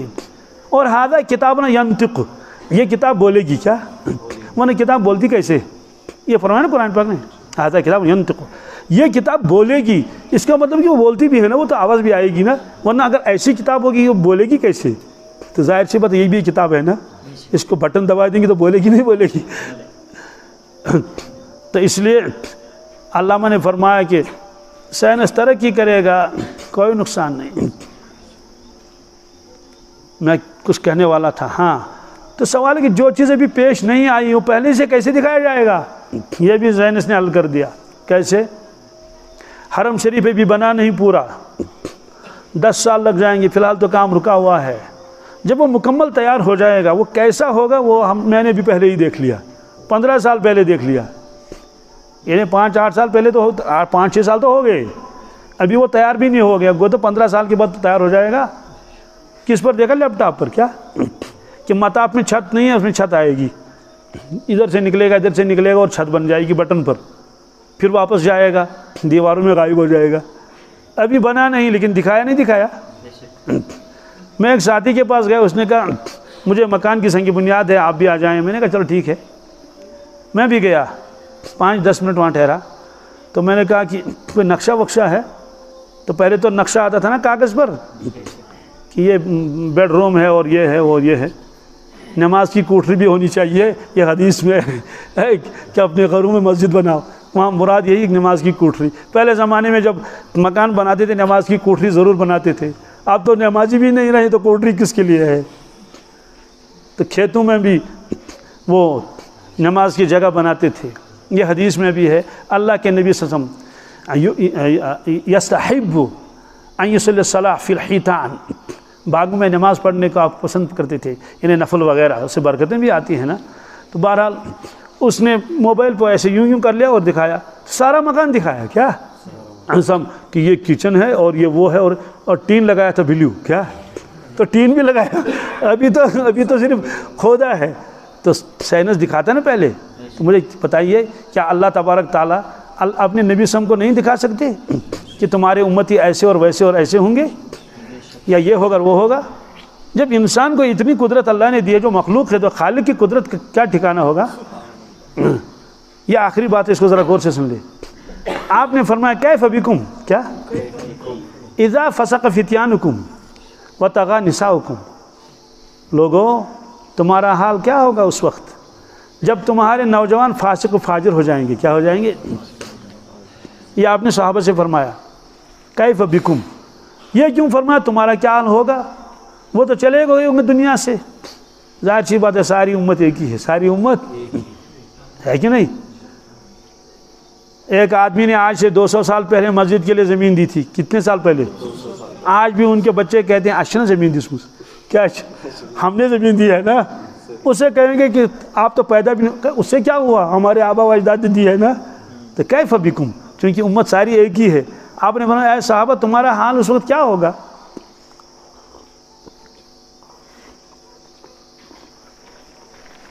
کس وقت کیا حال ہوگا؟ اذا فسق فتیانکم، جب تمہارے نوجوان فاسق و فاجر ہو جائیں گے. کیا بے دین ہو جائیں گے، دین سے نکل جائیں گے، بدکار ہو جائیں گے. نعوذ باللہ من ذلک. اذا فسق فتیانکم وطغى نساؤکم، تمہارے خواتین اور مستورات اور عورتیں یہ سرکش ہو جائیں گی. کیا دیکھو اس میں 2 لفظ استعمال ہوئے، فسق اور طغى. کیا یہ فسق اللہ تعالیٰ نے استعمال کیا ہے شیطان کے لیے. کس کے لیے؟ اگرچہ فسق کے درجات ہیں، فسق دون فسق کی کتاب میں لکھا ہے، لیکن فسق اذا فسق قرآن پاک میں کان من الجن ففسق عن امر ربہ. اور طغى کا لفظ اس کے لیے لگا ہے فرعون کے لیے. کیا اذهب الى فرعون انه طغى، موسیٰ علیہ السلام اب تشریف لے جائیے فرعون کے پاس، وہ تو طغى ہے، سرکش ہو گیا. آپ نے فرمایا تمہارا کیا حال ہوگا جب تمہارے نوجوان فاسق و فاجر ہو جائیں گے، تمہاری عورتیں نافرمان ہو جائیں گی. صحابہ کرام نے عرض کیا یا رسول اللہ صلی اللہ علیہ وسلم ان ذلک لکائن، کیا ایسا ہوگا؟ کیا ایسا؟ قال نعم واشد منہ، فرمایا ہاں ایسا ہوگا اور اس سے زیادہ سخت ہوگا. صحابہ کرام حیران ہو گئے، اس سے زیادہ کیسے ہوگا اور کیوں ہوگا؟ اولاً تو وہ بھی نہیں ہونا چاہیے. سوال ان کو تعجب کیوں ہوا؟ ہم کو تعجب نہیں. صحابہ کرام کو تعجب ہوتا تھا ایک عورت کپڑے پہن کر ننگے کیسے ہو سکتی ہے. ہم کو کوئی تعجب نہیں. کیوں؟ ہم کو معلوم ہے کپڑے ہی ایسے ہیں. وہ ہم بچپن میں پڑھتے آؤ آؤ باغ میں جائیں، باغ میں جائیں، جی بہلائیں، چل کر دیکھیں پھول رنگیلے نیلے پیلے رنگ رنگیلے. اس میں ایک لفظ آگے آ رہا تھا کپڑے پہنے پھر بھی ننگے. کیا کپڑے پہنے؟ تو صحابہ کرام فرمائے یہ تو متضاد چیزیں ہیں. ایک آدمی کپڑا پہنا ہوا تو ننگا کیسے ہوگا؟ جو ننگا ہوگا اس پر کپڑے نہیں ہوں گے. آپ نے فرمایا نساؤں کاسیات، نساؤں ان کی عورتیں کپڑے پہنی ہوئی ہوں گی، عاریات لیکن ننگی ہوں گی. تو ان کو تعجب ہوتا تھا، ہمیں تعجب نہیں. تو ان کو تعجب ہوتا تھا ایک مسلمان نوجوان فاسق و فاجر کیسے ہو سکتا ہے. کیوں؟ ان کو نظر تھی اپنے نوجوانوں کی طرف. نوجوان اس بات کو ذرا غور سے سن لے. ان کو نظر تھی کن کی؟ اپنے نوجوانوں کی طرف. آج بھی شکایتیں آتی ہیں، باپ شکایت کرتا ہے، ماں شکایت کرتی ہے میرا بیٹا نماز نہیں پڑھتا ہے، رات بھر کھیلتا رہتا ہے، 1 بجے صبح اٹھتا ہے، اور عورتیں بھی آتی ہیں اور کہ ہم کو تنگ کر لیا ہے، پریشان کر لیا ہے، پڑھتا بھی نہیں ہے، اور واپس وطن مالس، آپ سمجھتے ہیں واپس وطن کیا کو؟ باپ کا گریبان پکڑتا ہے، ماں کو مارتا ہے کہ ہم خود اگر عاشین، ہم خود اگر ہوتا ہی نہیں تو زیادہ بہتر تھا۔ تو آج یہ شکایتیں آتی ہیں۔ اللہ کے نبی صلی اللہ علیہ وسلم کے زمانے میں بھی شکایتیں آتی تھی، لیکن سن لیجئے کیا شکایت آتی۔ آپ نے بلایا حضرت عبداللہ ابن عمرو بن العاص کو، حضرت عبداللہ ابن عمرو بن العاص کو بلایا رسول اللہ صلی اللہ علیہ وسلم نے۔ ان کے والد صاحب نے شکایت کی تھی، یا رسول اللہ صلی اللہ علیہ وسلم، عبداللہ کو میں نے سمجھایا لیکن مانتا نہیں، کیا آپ سمجھائیے اس کو۔ آپ نے حضرت عبداللہ کو بلایا، فرمایا عبداللہ علم اخبر انک تقوم اللیل وتصوم النہار، کہ مجھے یہ اطلاع ملی ہے آپ رات بھر نماز پڑھتے رہتے ہیں، کیا آپ رات بھر نماز پڑھتے رہتے ہیں، سوتے نہیں ہیں، اور نفل روزے لگاتار رکھتے ہیں، درمیان میں چھوڑتے نہیں؟ قلت نعم یا رسول اللہ، میں نے کہا حضرت صحیح ہے، انہیں جو شکایت آپ تک پہنچی وہ شکایت صحیح ہے، میں رات بھر نمازیں پڑھتا رہتا ہوں۔ آپ نے فرمایا کہ فلا تفعل، کیا ایسا مت کر، قم ونم سم و افطر، کہ سو جاؤ اور تہجد بھی پڑھ لو، انہیں تہجد بھی پڑھ لو اور سو بھی جاؤ، اور روزہ بھی رکھو، درمیان میں روزہ چھوڑ بھی دو، یہ نفل روزہ ہے، لگاتار مت رکھو، اس لیے کہ تمہاری آنکھوں کا تمہارے پر حق ہے، ولی جسد علیک حق، تمہارے جسم کا تمہارے پر حق ہے، ایسا مت کرو، ایسا مجاہدہ مت کرو۔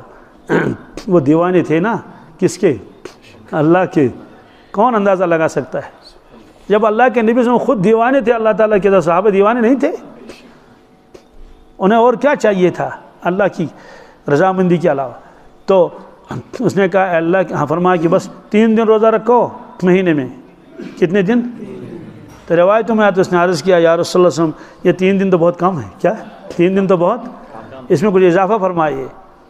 آپ نے فرمایا چلو 10 دن روزہ رکھو مہینے میں۔ اللہ کا بندہ مانتا ہی نہیں کہ اللہ کے نبی صلی اللہ علیہ وسلم اس میں کچھ اضافہ فرما دیجئے، مجھے طاقت بہت ہے، مجھے طاقت تھی۔ تو آپ نے فرمایا کہ ٹھیک ہے جاؤ صوم داؤد علیہ السلام رکھو، 1 دن روزہ 1 دن روزہ چھوڑ دینا، 1 دن روزہ 1 دن افطار، 1 دن روزہ 1 دن افطار۔ اللہ کا بندہ اب تیار ہو گیا، اللہ کا بندہ، ہاں تو دیکھ رہے ہیں۔ تو صحابہ کرام کو تو تمہیں تو سارے امت کے جوان تو ایسے ہی ہوں گے، ان کا کہاں معلوم تھا یہ رات کو پب جی کھیلیں گے، رات کو ڈرامہ دیکھیں گے، رات کے 3 بجے تک ٹی وی دیکھیں گے، کرکٹ دیکھیں گے اور کیا کیا دیکھیں گے، ان کو یہ کہاں معلوم تھا۔ اس سے انہوں نے کہا کیا ایسا ہوگا؟ ہم فرمایا ایسا ہوگا۔ احد کے موقع پر واقعہ مشہور ہے، کفار آ چکے تھے کس میں؟ میدان احد تک۔ آپ نے صحابہ سے مشورہ کیا کیا کرنا چاہیے؟ دفاع کرنا ہے نا، چلو ٹھیک ہے۔ نابالغوں کو واپس نکالا گیا، اس میں ایک تھا حضرت رافع بن خدیج، تو اس نے دیکھا کہ چھوٹوں کو تو واپس کیا جاتا ہے، وہ سامنے نہیں بیٹھے، ذرا دوسری تیسری قطار میں بیٹھے اور اپنے پنجوں کے بل کھڑے ہوئے، کیا تاکہ تھوڑا اونچا دکھائی دوں، تو اس کو تو منتخب کیا، سلیکٹ، چلو۔ تو اس کا ساتھی جلدی آیا کہ اے اللہ کے نبی صلی اللہ علیہ وسلم، آپ نے اس کو منتخب کیا، مجھے کیوں چھوڑا؟ کیا آپ نے فرمایا بیٹے آپ چھوٹے ہو، یہ تو بڑا ہے، آپ نے اے اللہ کے نبی سے اس کو کشتی کراؤ نا میرے ساتھ، میں سے زیادہ طاقتور ہوں۔ آپ نے فرمایا سمرہ ابن جندب اور رافع ابن خدیج کی کشتی کرا دو، تو سمرہ نے ان کو گرا دیا کشتی میں، دونوں کو فرمایا چلو دونوں منتخب ہیں، سلیکٹ ہو گئے۔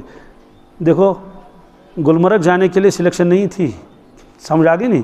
پہلگام نہیں جانا تھا، سیر سپاٹا نہیں کرنا تھا، ایسی جگہ جانا تھا کہ واپس آ بھی سکتے ہیں نہیں بھی آ سکتے ہیں۔ کیا دیوانے تھے وہ اللہ کے اور اللہ کے نبی صلی اللہ علیہ وسلم کے۔ ان کا ہر پیسہ اللہ کے لیے خرچ ہوتا تھا، ان کا ہر سانس اللہ کے لیے تھا، اور وہی کیفیت تھی ان صلاتی و نسکی و محیا و مماتی للہ رب العالمین۔ جب ہمارا نبی یہ فرماتے ہیں بے شک میری نمازیں، میری قربانیاں، میرا حج، نسک کے دونوں ترجمے کر سکتے ہیں، بلکہ میری زندگانی اور میرا دنیا سے چلا جانا سب اللہ کے لیے ہے، سب اللہ کے لیے ہے۔ اور ایسے نوجوانوں کے لیے ہے وشاب نشأ فی عبادت اللہ، محشر کے میدان میں ان کو بلایا جائے گا اور عرش مجید کے سائے کے نیچے رکھ دیا جائے گا۔ محشر بھی تو آ رہا ہے نا۔ تو ایک پہلو تو یہ ہے کہ اللہ کے نبی صلی اللہ علیہ وسلم کوئی شکایت نہیں فرمائیں گے میدان محشر میں امت کی کہ یا اللہ میری امت نے مجھ کو زخمی کر دیا، میرا سر مغارہ زخمی ہو گیا، میرا دندان مبارک شہید ہو گیا، مجھے بیک کاٹ کیا انہوں نے، 3 سال تک مجھے شعبہ ابی طالب میں رکھا، کوئی شکایت نہیں، ایک شکایت ضرور فرمائیں گے، وقال الرسول یا رب ان قوم اتخذوا هذا القرآن مہجورا، یہ پیشن گوئی ہے قرآن پاک میں۔ عرض کریں گے یا اللہ میں نے اپنی امت کو قرآن شریف دیا تھا، اپنی قوم کو، لیکن انہوں نے اپنے قرآن پاک کو بہت دور رکھا، قرآن پاک کو کیا رکھا؟ اپنے سے بہت دور، اس کے حقوق ادا نہیں کیے۔ حدیث پاک میں جس گھر میں قرآن پاک کی تلاوت نہیں ہوتی ہے، آدھی رات کے وقت قرآن پاک گھر والوں کے لیے بد دعا کرتا ہے کہ انہوں نے میرا حق ادا نہیں کیا۔ اللہ تعالیٰ بچائے، جس گھر میں قرآن پاک بد دعا کرے گھر والوں کو، تو ظاہر سی بات ہے وہاں رحمتیں آئیں گی، آفتیں آئیں گی، آفتیں آئیں گی۔ کتنا نقصان کرتا ہے انسان اللہ کی نافرمانی کر کے، دنیا بھی گئی آخرت بھی گئی۔ اللہ تعالیٰ بچائے، حفاظت فرمائے، ہماری دنیا محفوظ رہے گی، آخرت محفوظ رہے گی جب اللہ تعالیٰ کی عبادت کریں گے اور اس کی اطاعت کریں گے۔ تو یہ پیشن گوئی ہے۔ تو ہزاروں لوگ ایسے نوجوان ہیں، بڑی بڑی انہیں ڈگریاں کی ہیں، لیکن قرآن پاک پڑھنا جانتے ہی نہیں۔ میرے پاس ایک نوجوان آیا، اس نے کہا میری کمر میں تکلیف ہے، تو کمر والوں کو میں بتاتا ہوں سورہ علم نشرح لک صدر کا پڑھ لیا کرو۔ تو میں نے اس سے کہا بیٹے علم نشرح لک صدر کا پڑھ لو۔ 28-30 سال ان کی عمر تھی۔ اس نے کہا مجھے یاد نہیں، میں نے کہا چلو ٹھیک ہے کوئی بات نہیں، اس لیے کہ علم نشرح لک سب مسلمانوں کو کہاں یاد ہے۔ تو میں نے اس سے پوچھا بیٹے پارے عام کی کتنی صورتیں آپ کو یاد ہیں؟ اس نے کہا کوئی نہیں۔ کیا؟ میں نے کہا اللہ کے بندے سورہ فلق اور ناس بھی یاد نہیں، کہا یہ بھی نہیں۔ میں نے کہا پھر تو آتا یاد بھی یاد نہیں ہوگی، تو آیت قنوت بھی نہیں۔ انہوں نے کہا نہیں۔ اور اس کے بعد انہوں نے الحمد شریف سنانی شروع کر دی۔ اللہ تعالیٰ مجھے گواہ ہے اس بات پر، تم نے الحمد شریف شروع کر دی، ایاک نعبد و ایاک نستعین، اس کے بعد خاموش ہو گیا۔ میں نے کہا پڑھو نا آگے۔ اس نے کہا اس کے آگے مجھے یاد نہیں، اس کے آگے مجھے، یہ وہ پیشن گوئی ہے جو برابر ہو رہی ہے۔ ڈگریاں کرتے ہیں ہمارے نوجوان، لیکن پارے ہم یاد نہیں، 10 سورتیں یاد نہیں۔ اب تو یہ حال ہے کہ الحمد شریف پوری یاد نہیں ہے۔ دوستو ہماری زندگی کس کام کی ہے؟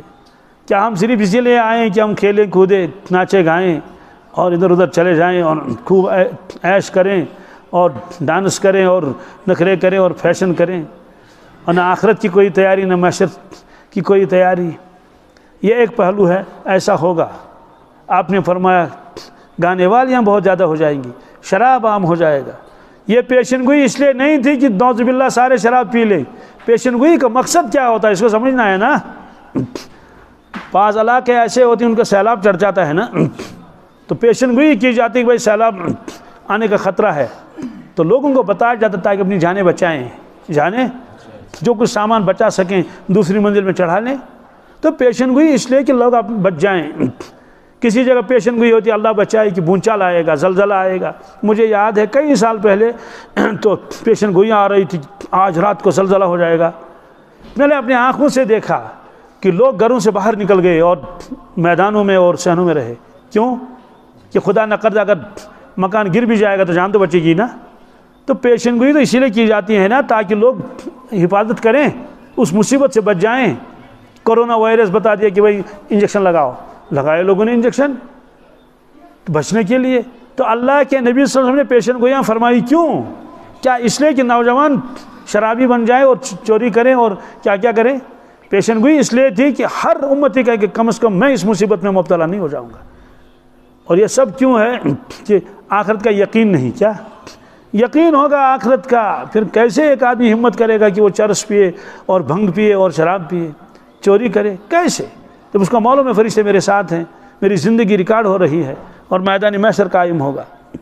بہرحال یہ ایک پہلو ہے امت میں کیا کیا ہوگا، لیکن دوسرا پہلو بھی ہے، اِنَّا نَحْنُ نَزَّلْنَا الذِّكْرَ وَإِنَّا لَهُ لَحَافِظُونَ۔ اللہ تعالیٰ فرماتے ہیں ہم نے قرآن پاک کو نازل کیا، اس کی حفاظت ہم کریں گے۔ اس کی حفاظت معلوم ہے کہ دین مٹے گا نہیں، کیا رہے گا۔ میرے پاس 12 سال کا ایک لڑکا آیا، کتنے سال کا، اور پڑھتا ہے 5th میں، کہ مستقل کسی تعلق میں نہیں ہے، مستقل 5th میں پڑھتا ہے، 5ویں کلاس میں۔ یہ مجھے معلوم تھا کہ یہ حفظ کر رہا ہے۔ اس کا والد صاحب میرا دوست ہے، تو وہ کہتا تھا کہ احمد یہاں سے آج کریں عید پار، آج کریں عید پار، اتنے پارے ہو گئے۔ تو پتہ نہیں مہینے 2 مہینے پہلے یا کب، مجھے پورا وہ معلوم نہیں ہے، تو مکمل حافظ ہو گیا۔ ابھی چند دن پہلے اس کا باپ اس کو لے کر آئے میرے پاس. انہوں نے کہا کہ احمد نے ایک دن میں سارا قرآن پاک زبانی سنایا. صبح 7:30 بجے شروع کیا, شام کے 7 بجے ختم کیا, 11.5 گھنٹے. کتنے؟ تو میں نے اس سے پوچھا احمد تھک ہو؟ اپنی زبان میں سے کہا احمد تو تھک تو نہیں گیا؟ اس نے کہا نہیں. ایک پہلو تو یہ ہے کہ علمدر شریف بھی امتی کو یاد نہیں ہے. دوسرا یہ ہے کہ یہ نابالغ بچہ بھی 12 سال کا ہے, سارا قرآن پاک ایک دن میں سنایا. اس لیے آدمی کو یہ غور کرنا چاہیے نا, کیا ان پیشن گوئی میں آدمی مبتلا ہو جائے گا؟ چوری میں اور شراب میں اور دوسری چیزوں میں. یہ بھی تو پیشن گوئی ہے کہ یہ امت قرآن پاک کو تھامے گی اور سینوں کے ساتھ لگائے گی اور سیدھی سادھی زندگی گزارے گی اور اپنے دین کو زندہ رکھے گی. اللہ کے نبی صلی سنتوں کو اپنے دانتوں سے کیا اپنی دھاڑوں سے مضبوط پکڑیں گے. یہ بھی تو پیشن گوئی, یہ بھی تو پیشن گوئی ہے نا. تو اس لیے میں نوجوانوں سے درخواست کرتا ہوں, زندگی پر کوئی بھروسہ نہیں ہے اور آخرت حق ہے کیا؟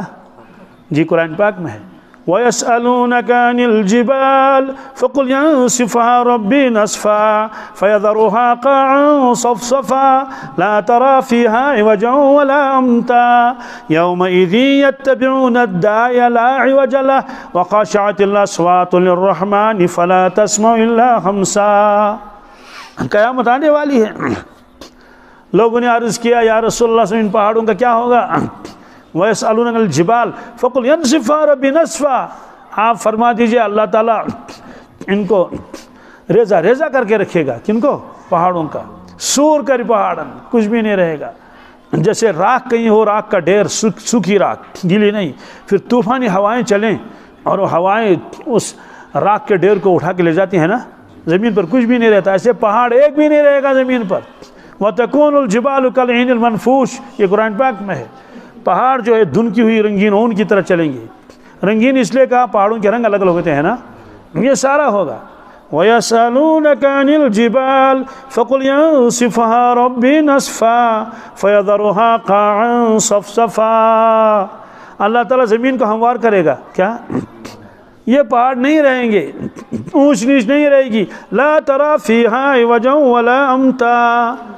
اے دیکھنے والے, آپ اس دن زمین کو دیکھیں گے ہموار ہے, چٹھیل میدان ہے, اونچ نیچ بالکل نہیں, کچھ بھی اونچ نیچ نہیں, ایسا پلین بنائے گا اس کو.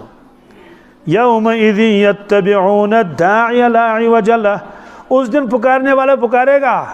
حدیث پاک میں وہ بیت المقدس پر آواز لگائے گا, یا ایت العظام البالیہ, اے پرانی ہڈیاں نکل آؤ قبروں سے. کیا نکلنا پڑے گا. قرآن پاک نے فرمایا کہ ان کانت اللہ صیحۃ واحدۃ فاذا ہم جمیع لدینا محضرون. بس ایک آواز لگائے گا, سارے نکلیں گے. دوستو, چند دن پہلے مجھے ایک آدمی نے فون کیا, کہا میں اپنے وہ لیٹرین کے باہر وہ ٹرنچ کھودتا تھا, تو اس میں سے دانت نکلے, دانت جبڑا نکلا اور ایک کھوپڑی نکلی. کیا نکلی؟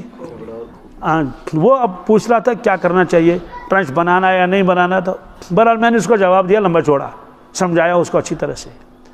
اب سوچنا ہے کہ یہ جو جبڑا تھا یہ بھی کسی انسان کا تھا نا, انسانی کا تھا, کھوپڑی بھی تھی. تو یہ کھوپڑی والا کون تھا؟ کیا غور کرنا ہے نا. ہوگا نا کوئی, بادشاہ بھی ہو سکتا ہے نا, وزیر بھی ہو سکتا ہے, اپنے گاؤں کا چودھری بھی ہو سکتا ہے نا, بہت بڑا مالدار بھی ہو سکتا ہے, جس کے 5 لاکھ اخروٹ ہوتے تھے. کتنے؟ 10,000 پیٹیاں سیب کی, اور خوش دہ کی اسد. کیا خوش اور مقدم دہ کی اسد, دستے آسیاس آسن, بڑا عالی شان, کچھ بھی ہو سکتا ہے نا. اور پرانے زمانے میں اب تو کرا کلیاں ختم ہو گئی, تو اسے سمجھتا دوئے پی کرا کلی. کیا کرا کلی؟ چسنا سنگھ کی ایسی 2 پلی ہوتی تھی وہ چمڑے کی, اور کہاں سے آتی تھی, وہ بڑی قیمت تھی.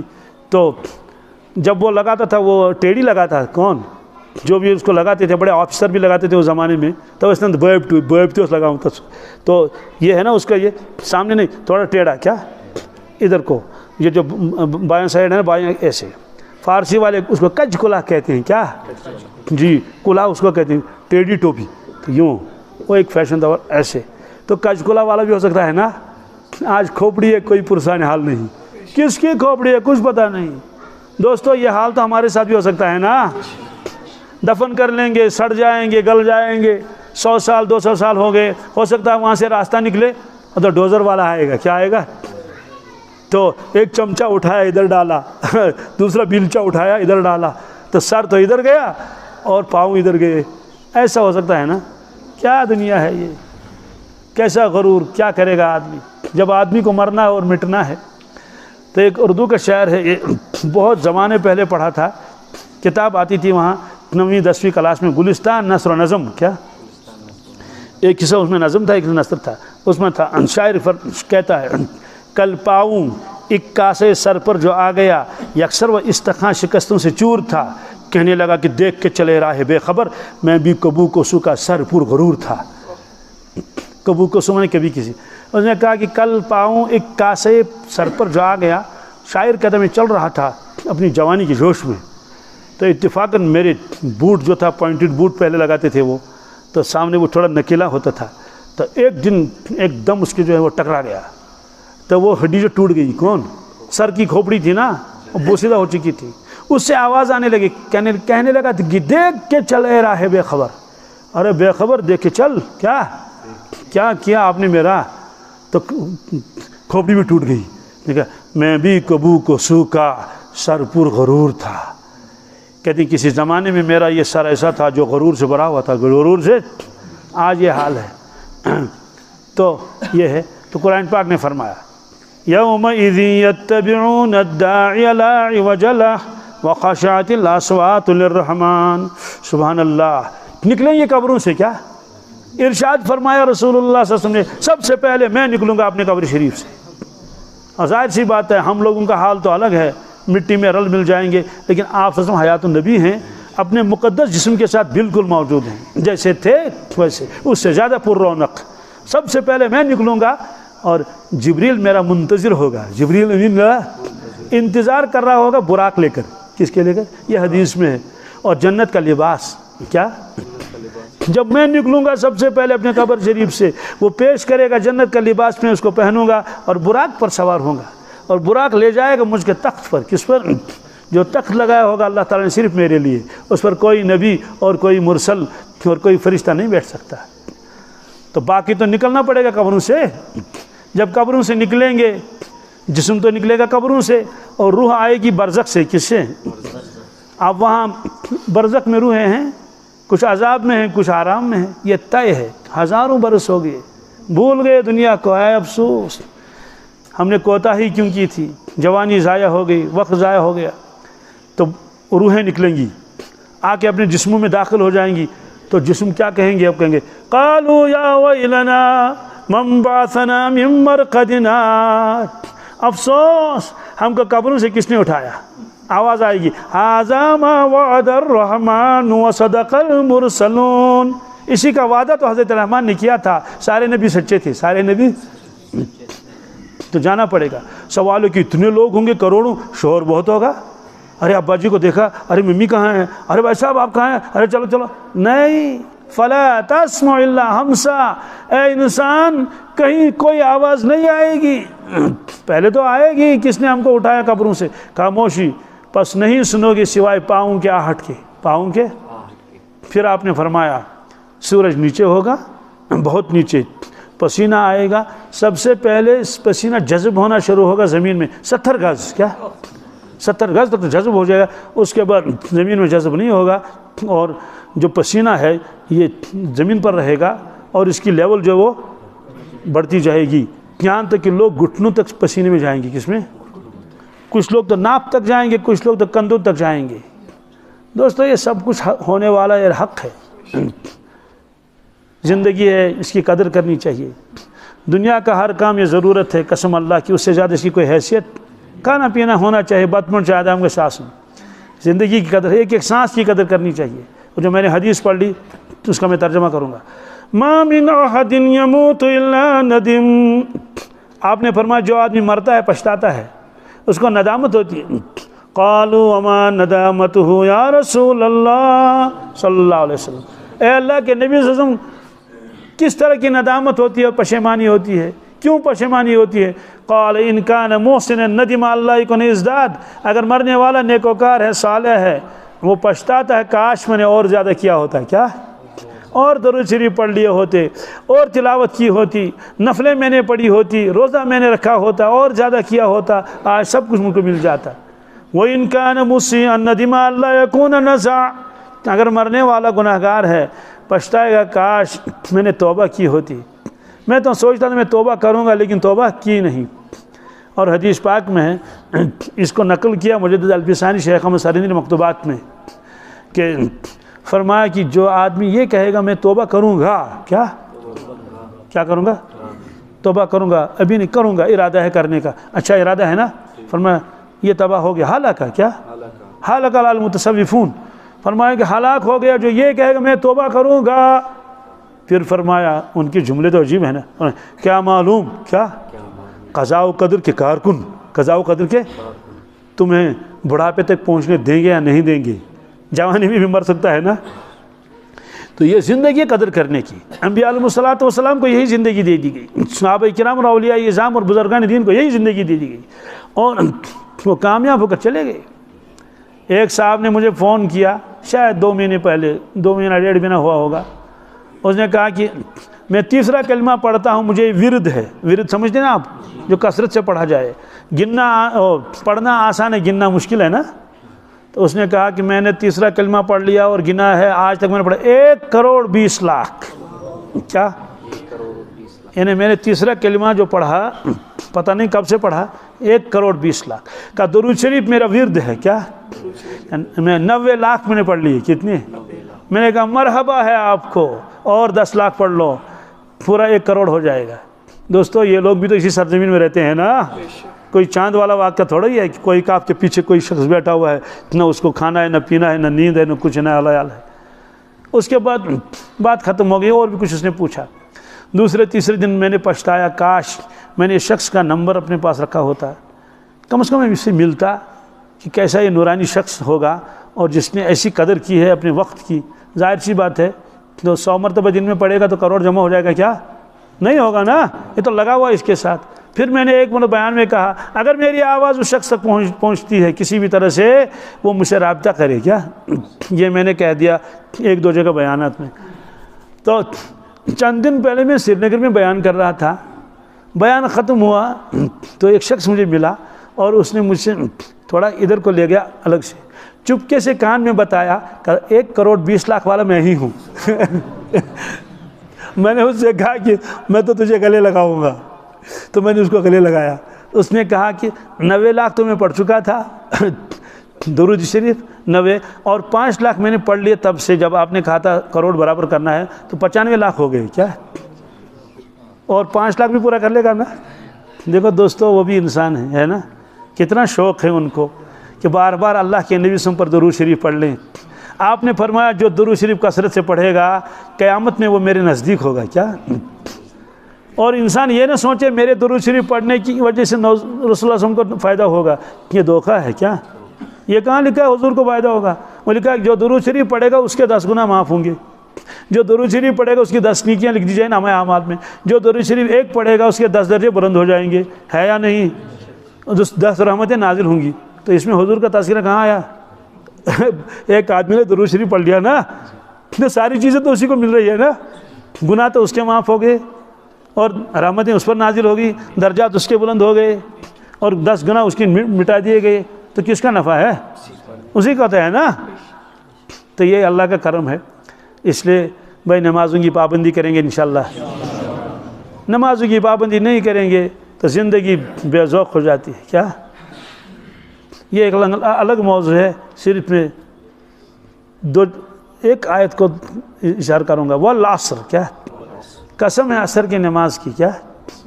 ایک مطلب ہے قسم ہے زمانے کی، ایک مطلب قسم ہے رسول اللہ صلی اللہ علیہ وسلم کے زمانے کی۔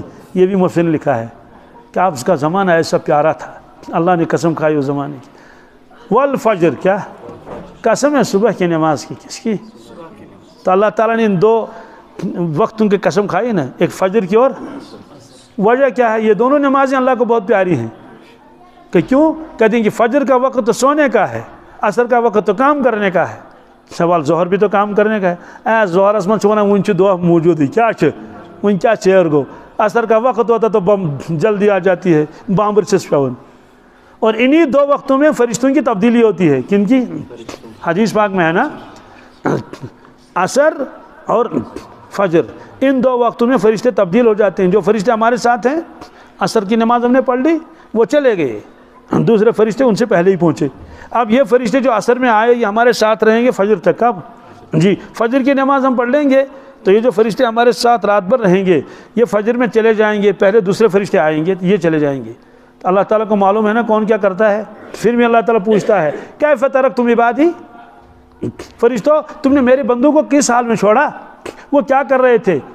فرشتے کرتے ہیں کہ اتیناہم یصلون وترکناہم یصلون, یا اللہ جب ہم یہاں سے گئے تھے وہ نماز پڑھ رہے تھے, جب ان کو رخصت کیا اور ہم آئے تو وہ نماز پڑھ رہے تھے. وہ دوستو جو نہ فجر پڑھے اور نہ عصر پڑھے اس کے بارے میں فرشتے کیا کہیں گے, جھوٹ بولیں گے کیا, نعوذ باللہ من ذالک. ہمارا نوجوان تو عصر کے وقت کھیلتا رہتا ہے, وہ تو یہی کہیں گے نا یا اللہ ترکناہم یلعبون, ہم جب ان کے پاس گئے تو وہ کھیل رہے تھے, کیا کر رہے تھے, یا وہم یعملون فی الحقول, وہ کھیتوں میں کام کر رہے تھے. اور فجر میں کہیں گے یا اللہ آتیناہم وہم نائمون, اے اللہ جب ان کے پاس آئے تھے ہم وہ سو رہے تھے. کیا, تو میں نے آیت پڑھ لی تھی اس کو میں ترجمہ کر لیتا ہوں.